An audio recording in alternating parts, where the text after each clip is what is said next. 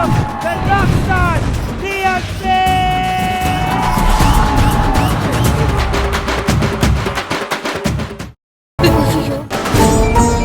இங்க பாருங்க, யாரும் தயவு செஞ்சு எங்க மேல சந்தேகப்படாதீங்க. நான் மகிழினியை பார்க்க தான் அந்த ரூம்குள்ளேயே போனேன். ஆனா அங்க மகிழினி இல்ல. பாத்ரூம் கதவை யாரோ லாக் பண்ணிருந்தாங்க. உள்ளுக்குள்ள மதி வேற கத்திக்கிட்டு இருந்தா. அதான் நான் உள்ள போய் மதிக்கிட்ட என்னன்னு விசாரிச்சுட்டு இருந்தேன். அதுக்குள்ள இதோ இவங்க எங்களை பார்த்து தப்பா நினைச்சிட்டாங்க. ஆமாப்பா, அது சொல்றது உண்மைதான். நாங்க நல்ல ஃப்ரெண்ட்ஸ், எங்களை தப்பா நினைக்காதீங்க.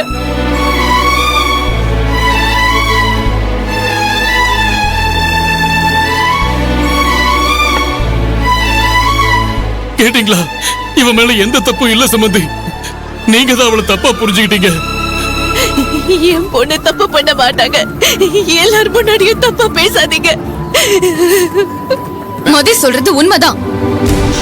நாங்க 3 பேரும் நல்ல ஃப்ரெண்ட்ஸ். ஆதியையும் மதியையும் சேர்த்து வச்சு பேசாதீங்க. ஒரு பொண்ணோட பேரை கெடுத்துறாதீங்க. அதனால அவ ஃபியூச்சரே பாதிக்கும். எதையுமே யோசிக்காம தப்பா சொல்லாதீங்க ப்ளீஸ். நிறுத்துமா. இவங்க 2 பேருக்குள்ள ஒண்ணு இல்லாமதான் பாத்ரூம்குள்ள 2 பேரும் அடைஞ்சிட்டு இருந்தாங்களா?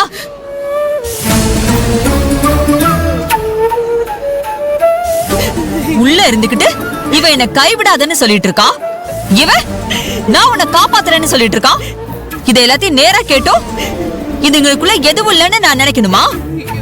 என்ன முட்டாள் நினைச்சிட்டு இருக்கியா? நீங்க 2 பேரும் சேர்ந்து வந்து அன்னைக்கே கல்யாணத்தை நிப்பாட்ட சொன்னீங்க. சம்பந்தி, ஏமா அதான் கல்யாணத்துக்கு முன்னாடியே கல்யாணம் வேணான்னு சொல்லியாச்சு. அப்பவே கல்யாணத்தை நிறுத்தி இருக்கலாம்ல. எதுக்கு மணமாட வரைக்கும் கொண்டு வந்துட்டு ஒன்ன தப்பா பேசிட்டு இருக்கீங்க? யோ சுமாரியா, என் குடும்ப விஷயத்துல நீ தலையிடாத. இவளை கல்யாணம் பண்ணி சரியான தண்டனை கொடுக்கலான்னு பார்த்தா இவ எங்க குடும்ப மானத்தையே வாங்கிட்டாளே. நான் டாக்டர் மேல சந்தேகப்பட்டது சரியா போச்சு. மகிழினி, என்னடி இதெல்லாம்? மகிழினி, இவங்களால வாழ்க்கை.